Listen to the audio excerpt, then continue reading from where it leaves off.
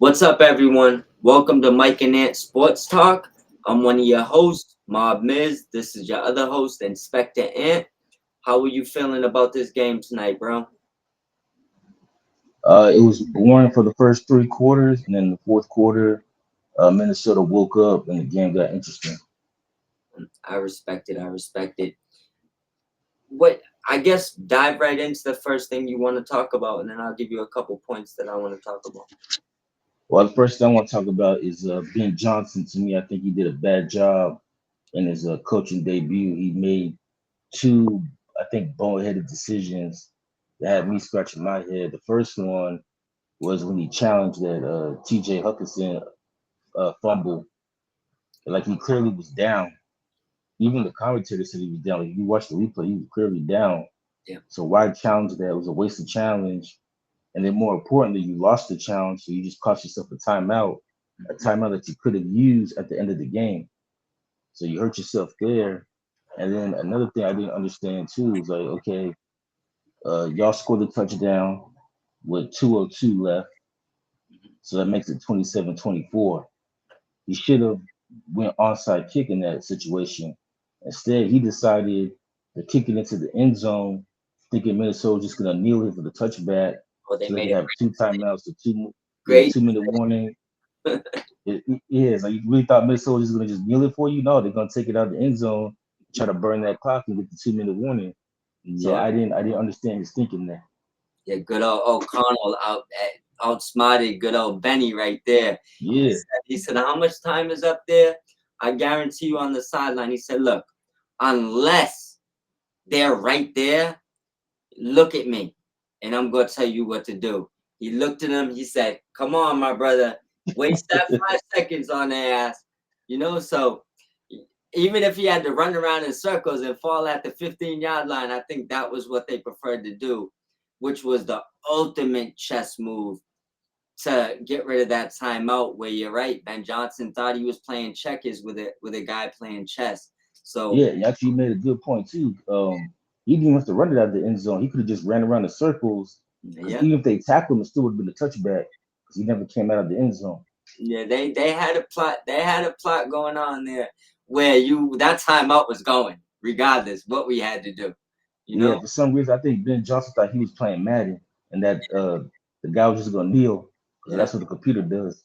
I think O'Connell kind of exposed him a little bit. Not saying he's going to be a bad coach, but he told you, he said, look, man, slow down. He said, slow down, little buddy.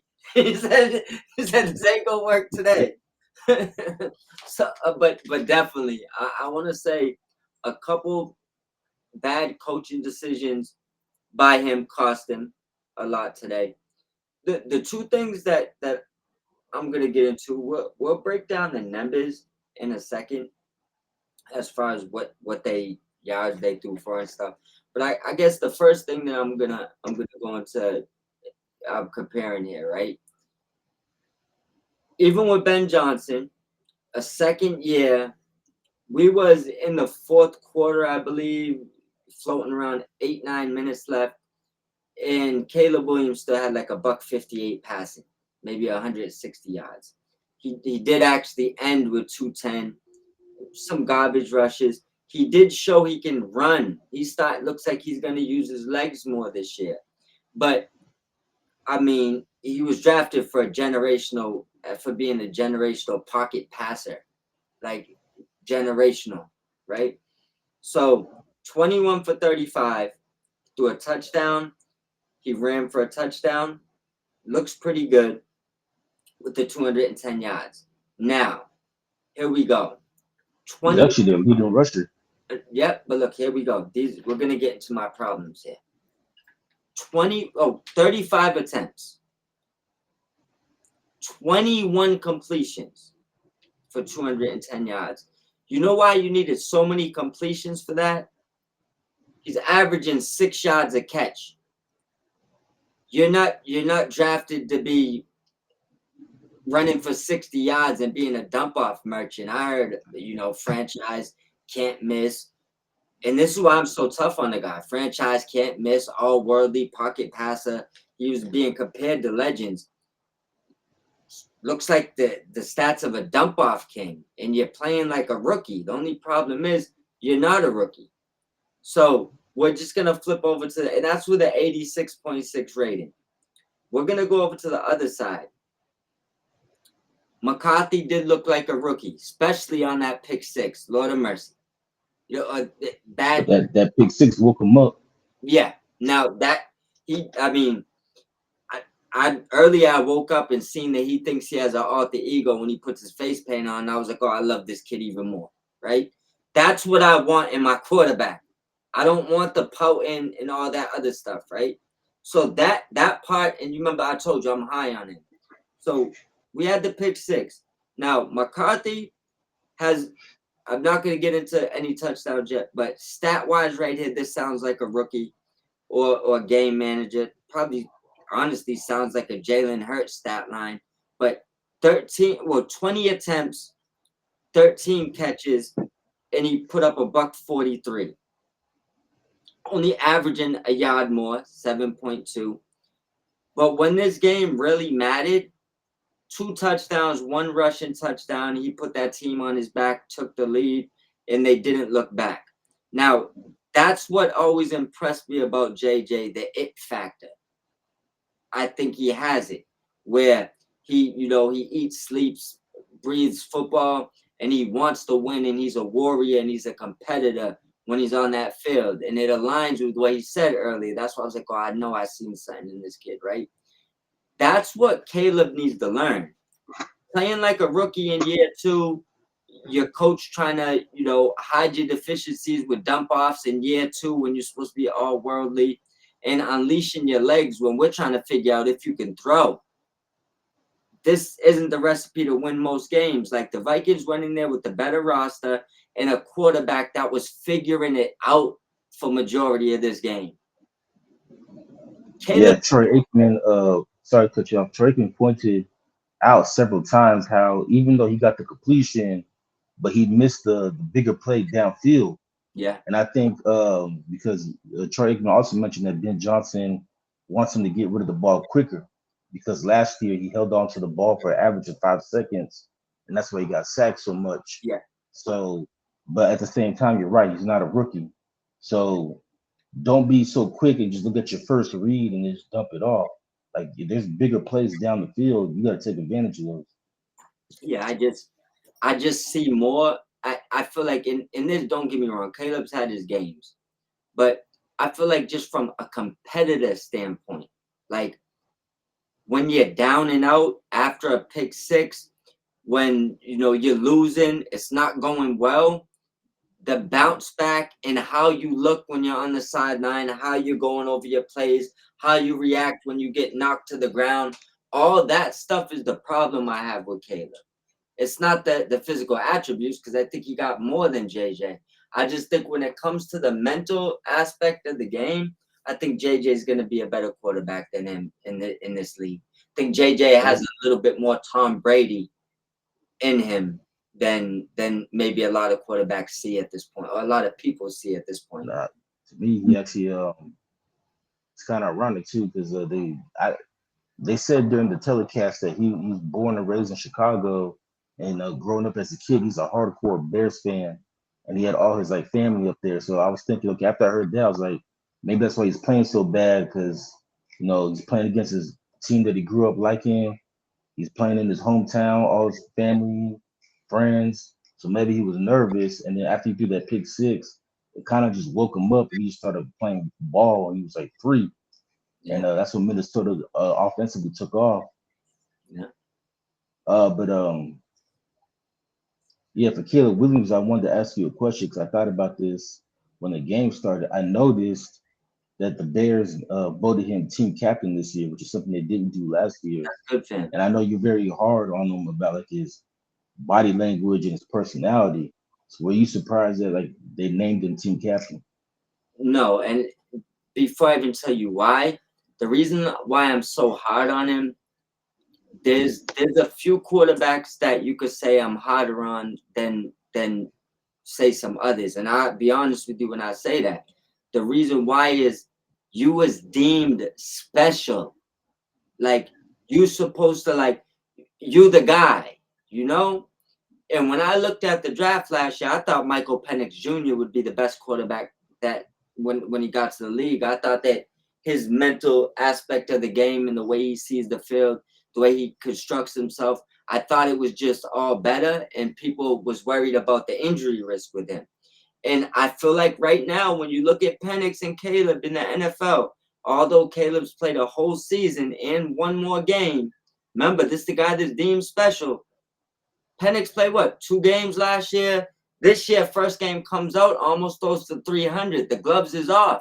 They're not babying him. They don't need to. He has it. And that's the problem. It's like, look it, if you're supposed to be this special, I'm not gonna be nice when you don't when you're doing things that no special quarterback should be doing. When other dudes that weren't deemed special just look a lot better.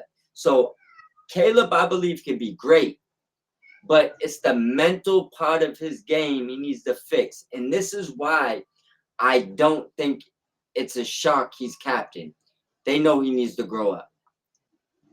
He's gonna have to grow So up on you think they gave him that C on his chest to make him mature? yeah, that's what it is. It's take this now, grow up. You gotta be a man amongst men right now, you know, or a man amongst some boys. You're not the kid no more. You got the C on your chest. Be a man now. You know what I'm saying? So Yeah, it's his team. The only way this isn't his team is if he ain't ready for it, which means you're gonna be a bust. Doesn't mean another team won't save you, but that won't negate the fact that you'd be a bust for the Bears. For example, the Bears right now can call Justin Fields a bust. He's not on their team no more. So did it work for them? No, it busted in their face, right? Pause. right. You know what I'm saying? So they could say that. The Jets, on the other hand, if he goes and wins them a Super Bowl, or 99% of the people watching the league, gonna be like, he's not a bust, he got rings. But to the team that drafted him, you still would be a bust because you're not here winning Super Bowls for me. I had to get rid of you Yeah. and get somebody else, right? So Caleb, if he was with like a McVay or something, he'd probably be effing amazing right now. Last year, they babied him. In the offseason, it looked like he was being babied, and now I didn't see the bad body language this game. Honestly, it looks like he's maturing, and that's why I believe the captain on his chest would do that.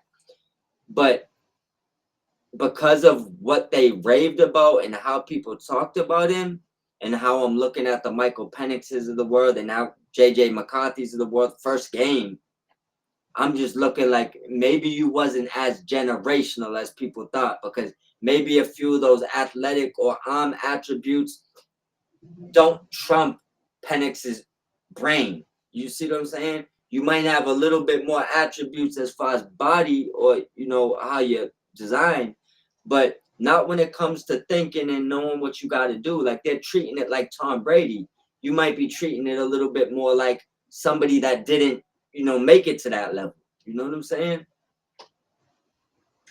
Yeah, and then we talked about this when we talked about Cooper Flag of the Dallas Mavericks. Yeah. But I think people throw around that generational word too loosely. Yeah. Trevor Lawrence is a generational talent, and we haven't seen it yet, with the exception of like 1 year. Yeah. Caleb Williams, the generational, we haven't seen it yet. Arch Manning, even though he did play better Oh, he played. this weekend, We but got to talk again, about he's another generational. that. Yeah. Say that again. Sorry for cutting you off, but we got to talk. I didn't want to get into Arch. Oh, No, it's fine you brought him up. What I was saying is we're definitely going to do an episode about that, because I do want to get into that day and night all right. game too, for sure. Yeah, but I'm just saying though, I think we just throw away that generational talent, Yeah. way too much, and I think my cat agrees. Yeah. Hey, he probably knows that I got a cat trying to get in the door over here. But you know what I think I would say with that? I agree with you 1,000%.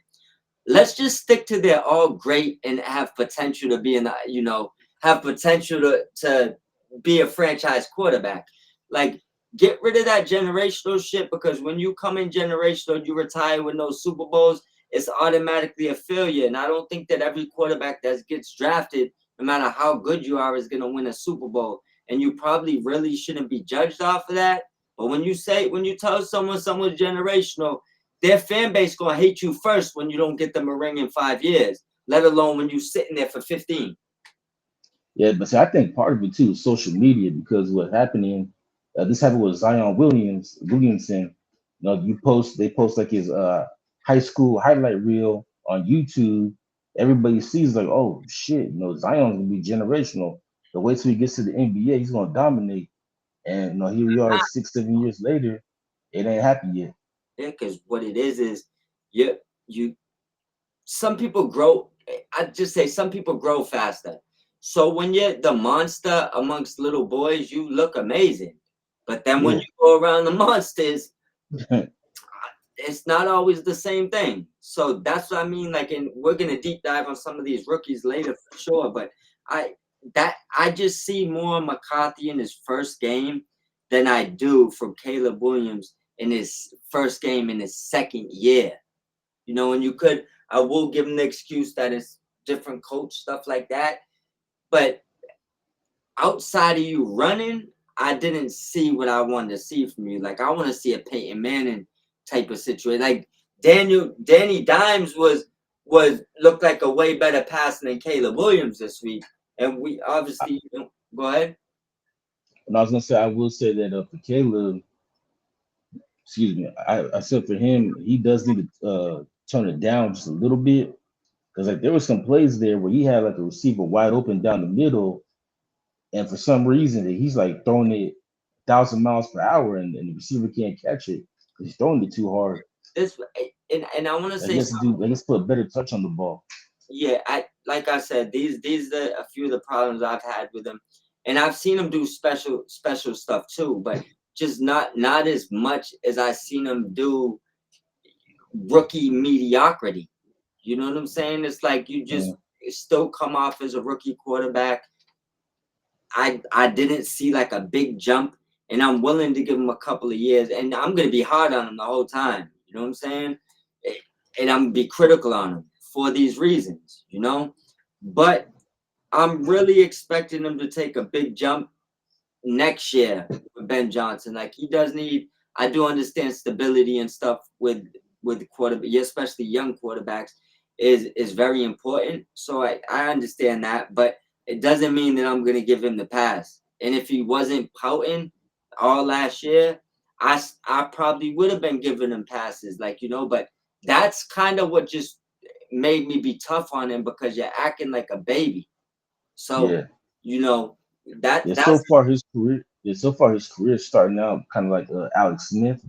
When Alex Smith first got drafted, where the Niners had like a different coach, a different offensive coordinator. I think every year for like his first like like 7, 8 years. 7 years, yeah. Yeah, so it's hard for him to develop. It wasn't until Jim Harbaugh came where he actually finally developed, Yeah, and then he goes to Kansas City and has like the best 5, 6 years of his career. yeah. And so far with Caleb, you know, he's already in his second year, and already in 2 years he's had three different head coaches, and this is now the fourth different offensive coordinator. Yeah, I personally, I wouldn't, and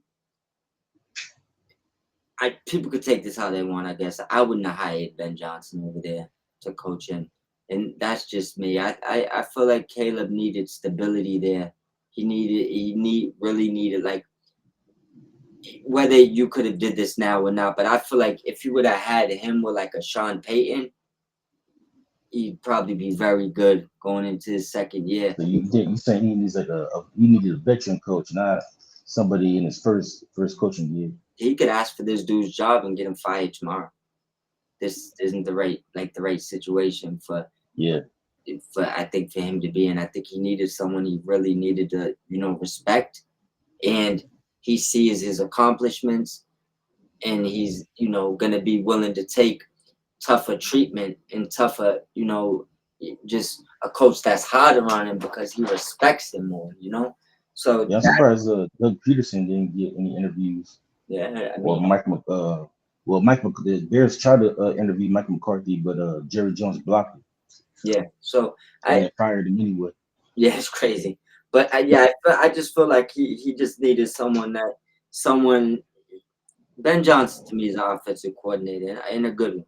You know, I just sometimes it's like Josh McDaniels. I don't know how much I trust. I know Josh now. We've seen him crash multiple times, so we've seen his failures. But sometimes that offensive mind, like you're not all going to be Sean McVay. It's Yeah, not how it's going to work. And a lot of those guys that are successful from that situation was around McVay long enough where like I'm sure a lot of that stuff he does rubbed off on them. You know? honestly, the best offensive minds in the game right now all learned from Mike Shanahan. Yeah, They came up through him. yeah, yeah. Well, that's how the cookie crumbles. And I do want to bring up another thing, like off of the quarterback, so we don't just talk about them the whole time. I do want to get a little bit into the running backs. It looks like we'll talk about it more in fantasy, I guess, football, but looks like Jordan Mason surpassed Aaron Jones game one as the starting running back. He looked like the more explosive back the whole game. Aaron Jones averaged 2.9 yards a carry, which is very pedestrian. Mason averaged 4.5, ran for 68 yards on 15 carries, and Aaron Jones eventually only the end of the game with 8 carries. Jordan, I think I told you before. I don't know why the Niners ever let him out the door, but Jordan Mason, I think, has potential to be big time. I agree. I'm not surprised because Aaron Jones is older. He's an older running back, so you're not going to use him every down. Yeah, And I think Jordan Mason, he proved last year when Christian McCaffrey was hurt that he could be an every down back. And I'm surprised the Niners let him go too, but they thought because they let him go because Christian McCaffrey was coming back. But I mean, I guess you said they got a better running back with Brian Robinson. They made a trade for that. But I was surprised that they traded him to Minnesota and let him go. But I he looks like he can be Minnesota's every down back. think Mason's a lot better than Brian Robinson Jr. Oh, you think so? I don't even think it's close. For sure. I think he did better than the guy he replaced in Cam Akers. Yeah, I think but yeah, I just think that Jordan Mason has like the look of a starting running back, and I know it's the Niners, so I don't think people was expecting him to do the same outside of there. But I think he got it. I was saying that last year. I don't know what they was thinking trading him, and it looks Well, I mean, I don't know why people would say that though, because I mean, Minnesota runs the same offense. We really seen them have success playing in this offense anyway. yeah, but I mean, not even as far as Minnesota, just thinking he could only do that. Like running backs always do that in San Francisco, and you just like cut a blind eye to how good he actually looked over there. Yeah, You see what I'm saying? So bro, he's a starting running back, and I thought it would happen. I drafted him in all leagues. I didn't expect it to happen that fast. But what else I noticed here is looks like Aaron Jones is going to be their passing back. He had 3 catches. you froze. I froze. Oh yeah, now My you froze for at least a minute. got you. Well, basically, what I was gonna say is Aaron Jones looks like he's gonna be that passing back. He had 3 catches for 44 yards. He still was explosive out the backfield. He scored a long touchdown catch, and Jordan Mason only had 1 catch for 7 yards. So it looks like right now Jordan Mason is gonna be take the bulk of the carries, and Aaron Jones is gonna be changing pace with mainly catching downs. Probably the passing downs, anyways. He might be the better blocker, but other than that, Jefferson only had 4 receptions for 44 yards, and he had the other touchdown. What was you thinking about the overall Vikings as a team? Do you think that they'll be, when it's said and done, will be as good as they were last year? Do you think they'll have a lot more growing pains to come, or do you think that this game they found something towards the end of it? No, I think they're gonna have some growing pains this year. JJ McCarthy, as great as he was in the fourth quarter, Yeah, he was terrible in the first 3 quarters. You talk about him throwing only 143 yards yeah, in the first 3 quarters. He only threw for like 58. So most of his yards came in the fourth quarter. And so I think I agree with you. There's potential. He has potential, but he played like a rookie, and technically, I mean, he's not a rookie, but he is a rookie because he missed all of last year.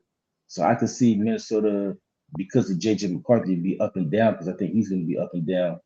But if I am a Vikings fan, I am confident with the defense. With the exception of the first quarter, their defense looked great. yeah.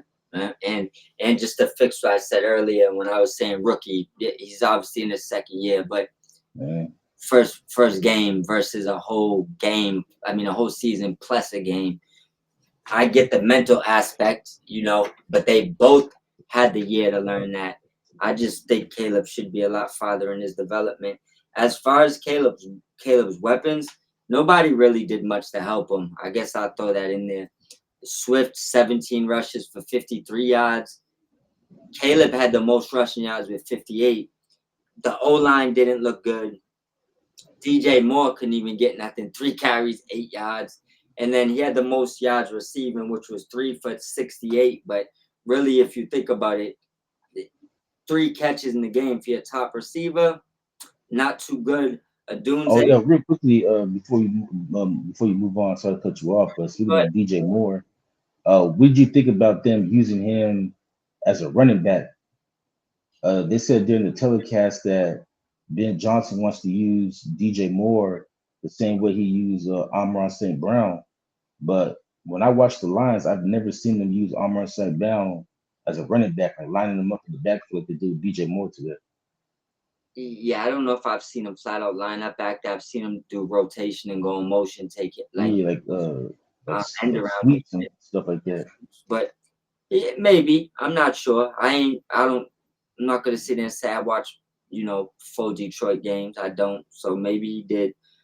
As far as DJ Moore, I like it. DJ Moore is more bulkier than Amon St. Brown.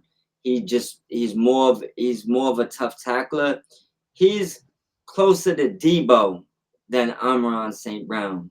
That he's more close to Debo than people probably realize. But yeah, I think physically, but for me, I just thought it was odd because I just never really seen that in this game. And I Yeah. don't even know that's even part of this game to be lining up as a running back and just running through people. I like it though. I seen like Tavon used to be used like that with Jeff Fisher. That was some of his best games when he was getting handoffs out the backfield. And you obviously Mm. know what he did in college out the backfield if you don't check on it, video game shit. But as far as DJ Moore, he's fast. He got a little bit of size to him. He can run through tackles. I like it. I think he's off the people are off the money saying he wants to use him like Amon St. Brown because I don't really see that. But I do see a little bit less physical Debo in DJ Moore. So I do think that it'd be a good idea. I know he could break some big runs for you for sure if you get him I the mean, let's maybe they use him the same way Seattle used to use Percy Harvin back in the yeah, day. yeah, exactly like a joker out the wide receiver kind of. So Yeah. I do like it, but 3 rushes for 8 yards and 17 for Swift for 53, both of them averaging 3 yards a carry or under isn't gonna work. And also Adunze catching, he went 6 for 37, but catching all these little 4 or 5 yard passes is why it looks like Caleb wasn't throwing downfield. Like I don't know what they're doing there. Dunze got talent. You need to get some depth in your passes, but I think that's the problem right there, right? They got drafted together. He's letting that ball go as soon as the Dunze is free, 3 4 yards down the field. You're not really looking at what's coming behind it. And when you did, you had some good hits like DJ Moore, 3 for 68. He's averaging 22 yards a catch, and Zacchaeus is averaging 10 yards a catch on 4 for 42. So those are doomsday catches.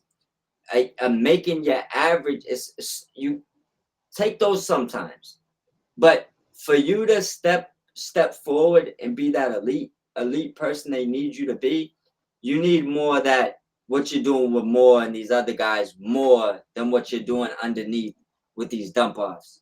Like use those when you have to, but you got to take risks on some of these passes because you got the arm talent to do it. I don't want to hear you're scared. Yeah, see, that's what I was saying earlier. Like I understand that Ben Johnson has been, you know, putting it in his head that he needs to get rid of the ball quicker. But at the same time, like there's plays downfield to be had, and you just got to be patient and take advantage of those. Don't just be so quick to just dump it off. Yeah, I agree. And for anybody watching, make sure you hit the thumbs up, subscribe, comment anything you like. And for anybody that didn't catch the game, bear with me. I'm gonna throw it up on the score for you. Excuse me, throw it up on the screen for you real quick. So for anybody that missed it, that was the final score of tonight's game. The And Vikings, there you go. JJ McCarthy flexing. yeah, JJ flexing all his muscle with his war paint in his alter ego mode, full fledged. But the Vikings won 27-24. For the most part, we got a good game. I'm not gonna complain about that. It was definitely a good game. I do, like I said, I want to see more from Caleb. I'm obviously willing to give JJ a few more weeks to get out of that averaging 100 yards, 100 plus yards as an NFL starter, because I don't think passing for anything under 200 yards consistently is qualifies as being elite in the NFL. Like you got to be averaging 240, 250, unless you're telling me it's a blizzard, you know? Well, to me, he can't be like Tim Tebow and just be asked for 3 quarters and then all of a sudden pick it up and play well in the fourth quarter. But he needs to be consistent all 4 quarters. Well, to be fair, people wouldn't want to hear that. That's how Stafford made his bread and butter in Detroit. That's why he guys comebacks. Yeah, yeah. So some of the greats it take them a little while to get going. They come out cold and they get hot. And I mean, JJ might be one of those guys. I don't know if the Vikings would want to put up with that, but at the same time, though, for him to do it in his first game and make a comeback in his first game, it's pretty impressive, bro. I like that But to see it from him. yeah, it's impressive. But I'm just saying though, like if he played a better team other than the Bears, instead of being down 11, he could easily be down, 21, 28. Yeah, fair to say. To be fair, though, it is a divisional game, so they're usually tough. Yeah. But the Bears are heading towards being in the realm of being able to pick a new quarterback next year if they want. I don't see this going well. It reminded me of the Commanders game last year when another quarterback with the first day beginning with J came back and beat them with the Hail Mary. Talk about Jaden Daniels. And before that game, if you remember, I mean, Caleb played a couple good games. And even in that game, he started out hot, right? And after Daniels came back and gutted him, it went all downhill. So Well, it I'm went downhill for that entire team. this is what I'm telling you. So after that same scenario happening in week one, you come out looking good, everyone's smiling, you're running touchdowns in, things is going well. And another young kid came out and gutted you, right? I hope you don't fall apart again. But I'm also letting you know that I wouldn't be surprised if they do. But I will say JJ McCarthy and Caleb Williams are the same age. And so if they could both develop together into some good quarterbacks It could or be great. great quarterbacks, this Bears Vikings rivalry could take it to another level. Don't forget, Two of them for the next 10, 15 years. yeah, Love still has some time too, and Golf. Right now, this division has a Yeah. lot of good quarterback play. Golf need to get Well, it together. golf is the oldest one in the division at 30. Yeah, yeah, and he probably, depending on if I mean, you got to step it up, but he should have a lot of time left as far as what's going on. But on this game, do you have anything else you want to throw out there, my brother?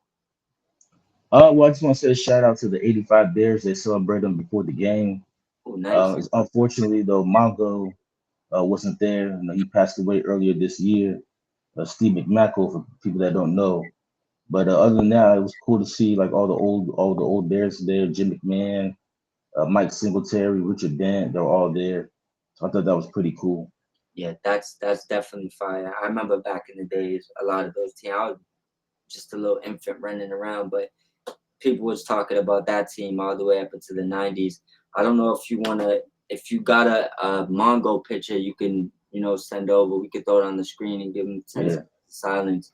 If you want to give. Well, in '85, I was a sperm cell I wasn't even thought of, but I've seen plenty of documentaries on the '85 Bears and what they represented and how they're probably the most dominant defense in NFL history. Well, to be fair, you already knew you was fitting to win that race. You might have been watching them from a different multiverse. But also anyone that's watching, this is one of our affiliates, Prince Nana Coffee down below. Prince Nana from AEW. Shout out to AEW. That QR code will bring you over to his website where he has tons of different flavors of coffee. He has tea on there now. Anything you purchase, 10% comes back to this podcast, which can help us keep bringing you content along with better equipment for us, which is a good thing for you. We also want to let you know, check out Mike and And I Ant. just sent you the Sent it over. yeah. Enough said. We also want, actually, you know what? You let the viewers know where else to check us out at, because you know all the platforms that we're on while I do this. Well, yeah. So now we're on YouTube, so you can check us out there. Subscribe to our channel. We're also on Spotify, Apple Podcasts, iHeartRadio, and Spreaker. And come to every other podcast you're on. Let us know if Yeah. we can add it to them, and we will gladly add it for you.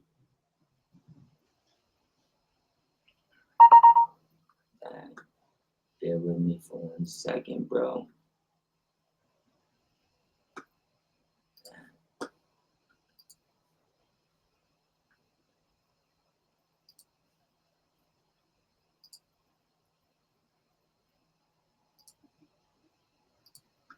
All right, and we're gonna give Mongo. How would you want to give him 10 seconds of silence? Yeah. All right, let's pull it up. Boom, I just got it, and it's up there. Take down the QR code. All right, shout out to the 1985 Chicago Bears. It was great to see y'all out there tonight, and we're also going to give 10 seconds for the late, great Mongo McMichael, star in many ways in one of the best to ever play on a football field. 10 seconds starting now, bro.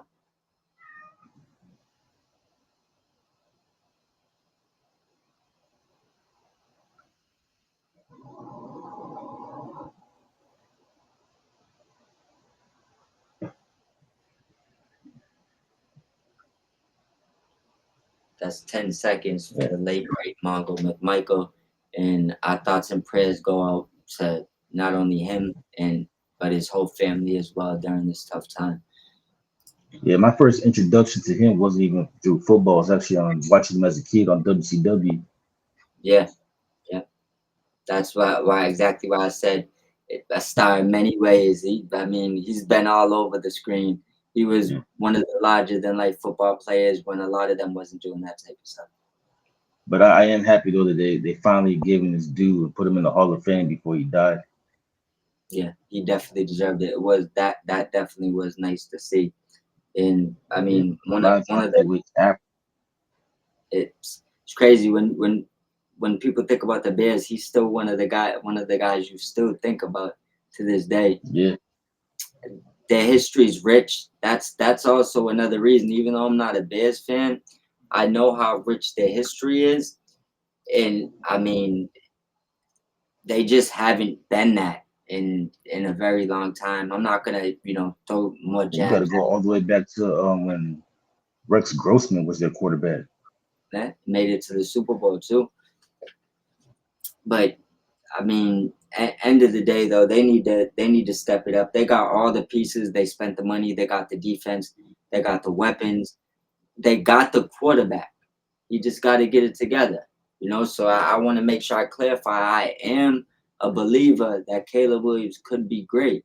When I say I don't see it or he isn't it, it's because I need to see him mature on as far as certain things that you see him doing. But once again, I didn't see him do much of that tonight. What my grift was tonight was I need to see more special than average in the NFL. And he still looks a little bit more average than special. Take away the Russian touchdown.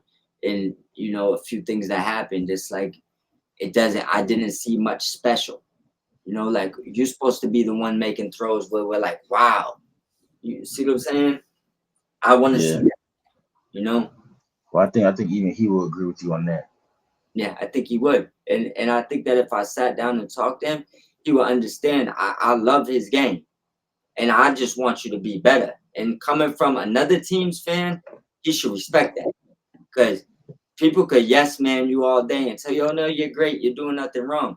Bro, he should be a lot further in his trajectory right now going into this next game. And I want to see big strides from him game 2.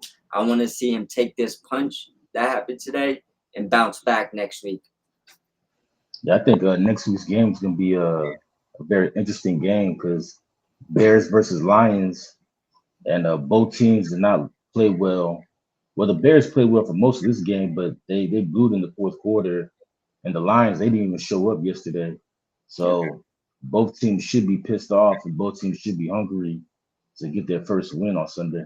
Or we'll know quick if one of these teams are gonna lay down for the year. I mean, Sutton's gonna give.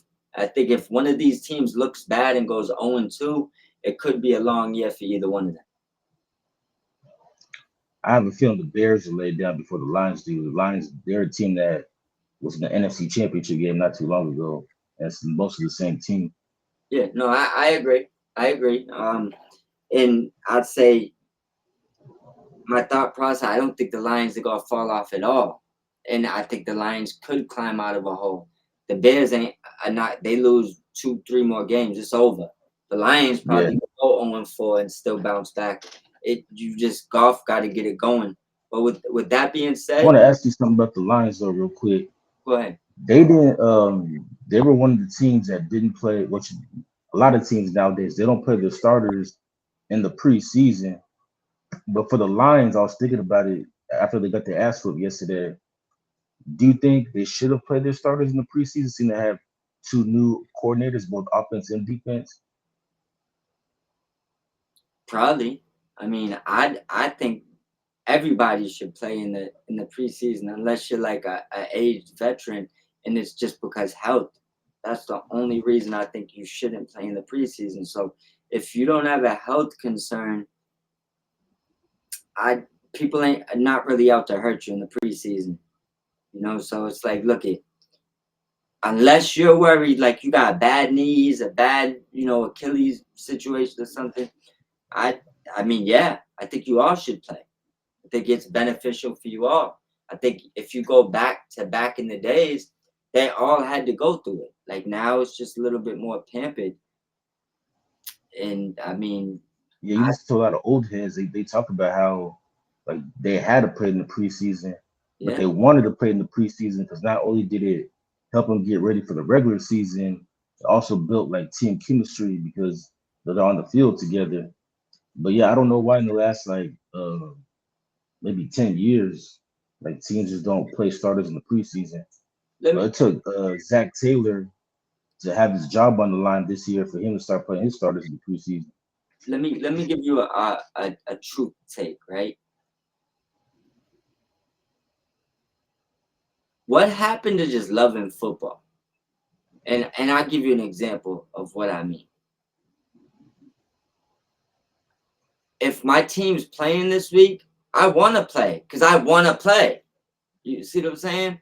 Like I don't care Yeah, what game it is. I'm at least getting out there getting a couple of catches. The team, like I want to be on the field.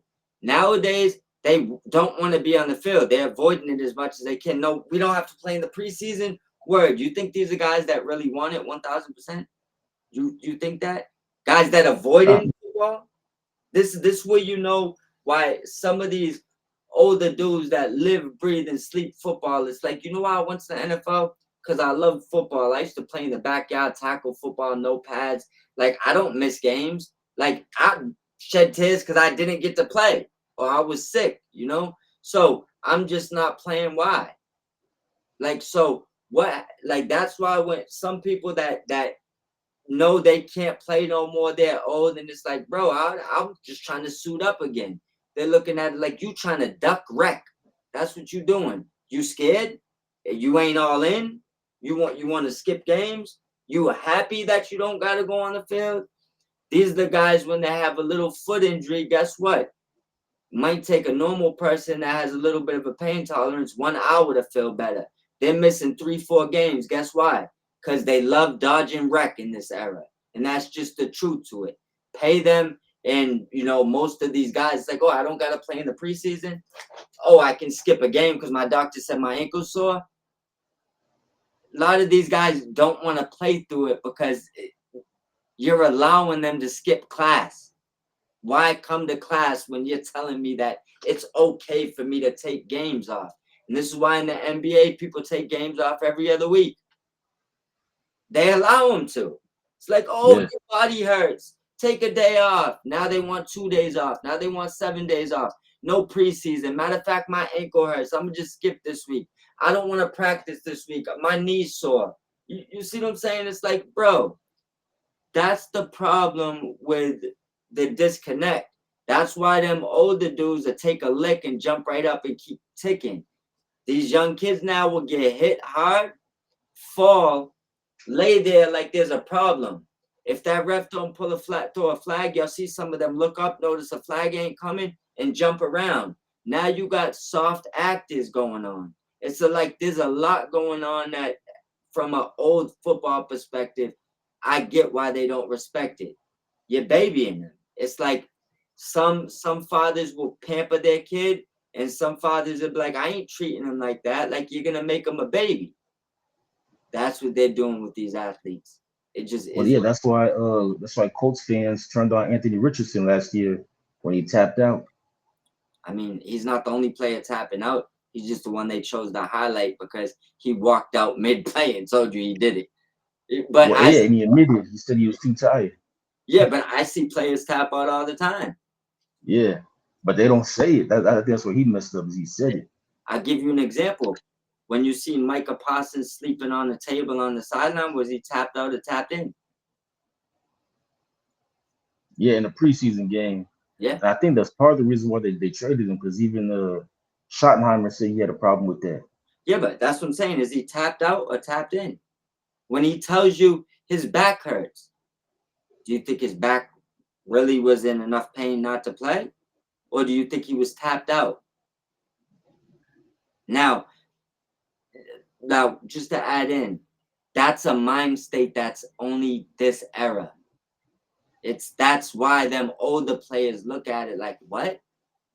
Like, had you just came to practice every day, did what you needed to do, staying off social media, and been the special athlete that everybody knows you are, you would eventually got the contract in Dallas.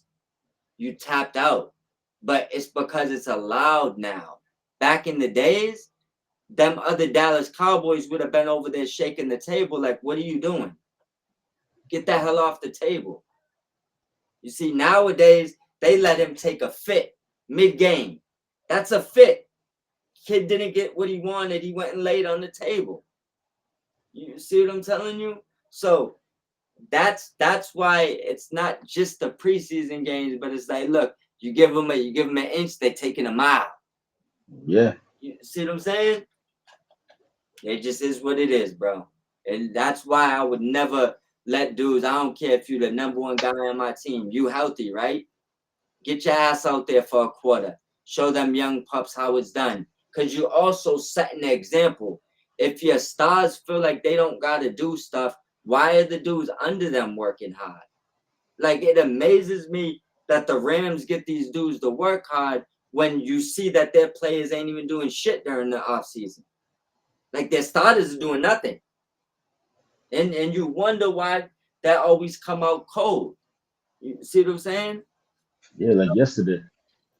This is what I'm telling you. 14 points, the way that offense is loaded, is unacceptable. The win is great, and it's always good to win when in a situation like that because you can fix things and you didn't have to lose to learn, right? You learn in the win. That's the best way to do it. Right. But it's not a coincidence these teams that let all their guys sit the preseason usually come out cold. It just is what it is. And I know McVay probably takes health over everything. So he looks at it like if he got to lose 2, 3 games to get them warmed up, he knows he can get his guys going. But everybody is not Sean McVay. So these other teams just set themselves up for disaster.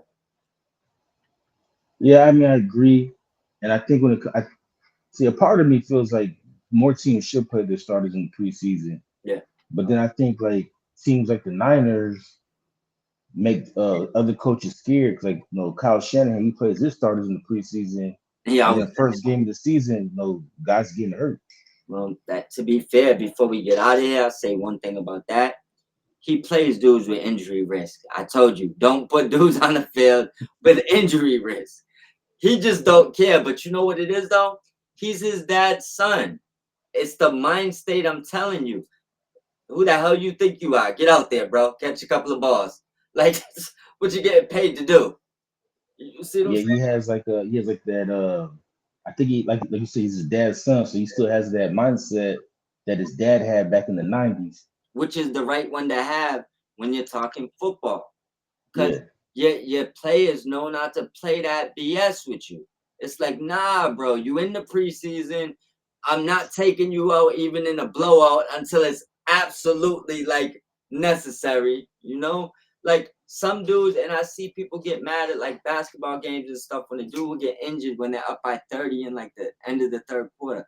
Bro, that's what they get paid to do. You don't get to come to the bench for some mercy rule. I'll let you know when I'm taking the starters out. Once again, when I started in basketball games, it wasn't no, big leagues, but we talk about high school, younger days, stuff like that. I wouldn't, when I was the starter, don't take me out the game. If I want to come out the game because we're blowing them out, I would let you know. But you got to remember, if you have that real competitive nature in you, why the hell you want to go out the game? I'm not worried about myself getting injured. I never was. So that's how most athletes should think. Like, who goes onto a field thinking about getting injured? Those are the people that get injured.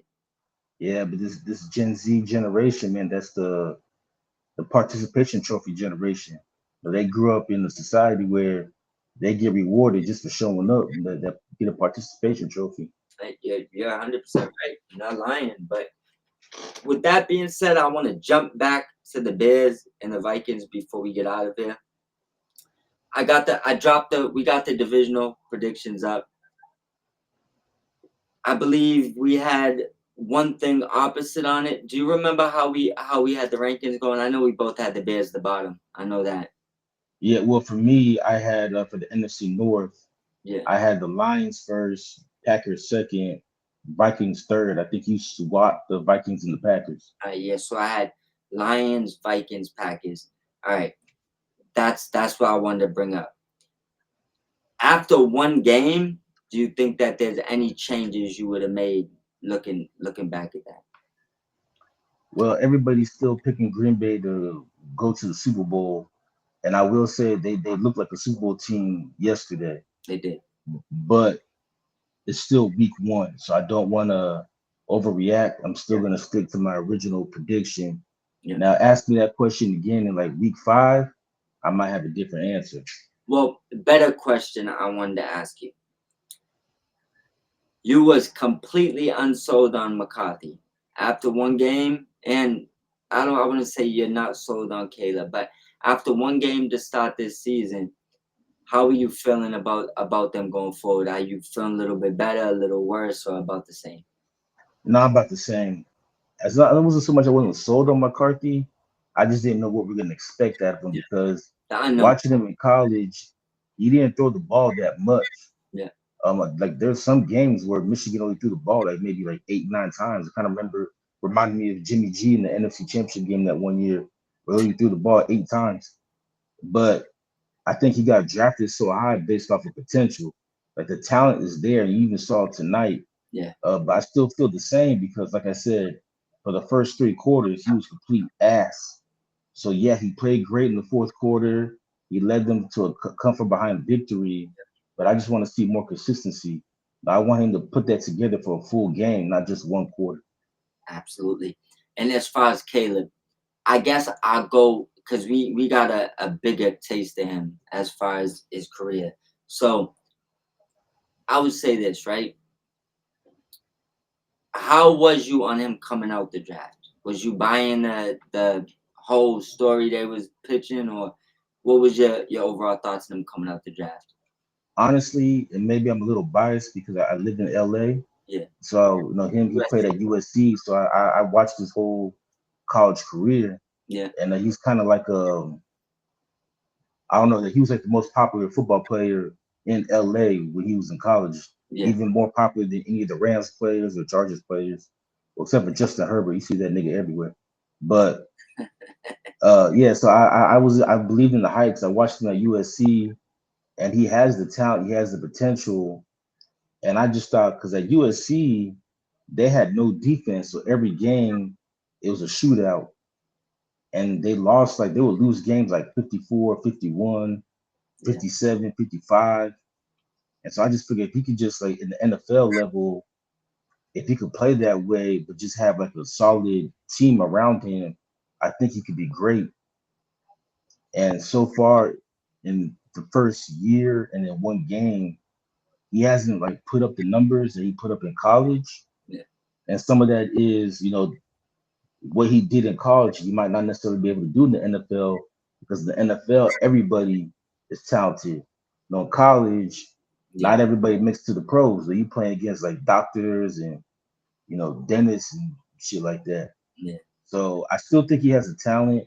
And he's another one too. Like I would say, like tonight, I was really, if I'm a Bears fan, I took a lot of positives from tonight's game, especially from Caleb, because he played great for 3 quarters. yeah, But well, not 3 quarters. I'll say he played great in the first half.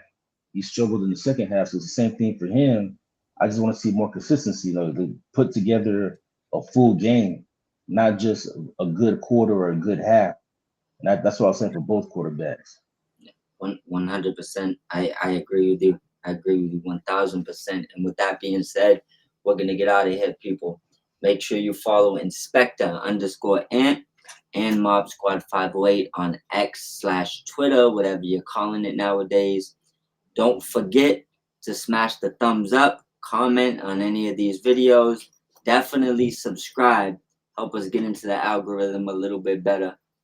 Outside of that, let them know where to find us as far as other platforms they can listen to their podcast, bro.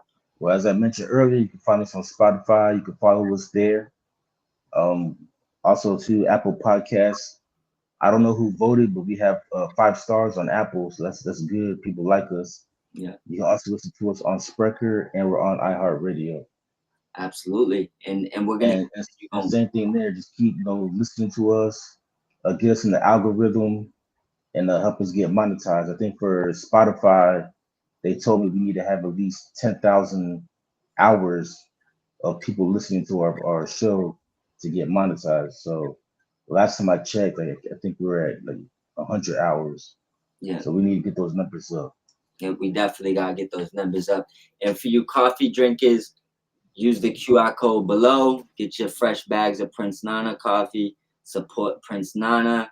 Yes, that is Prince Nana from AEW. Any bag you buy, whether it's coffee, tea, 10% comes back to the Mike and Ant Sports Show, where we talk sports with you, help us get our equipment a little bit better. Definitely support the channel. But we're going to be out of here. Till next time, everybody enjoy themselves. All right, enjoy. Peace. Yes, sir.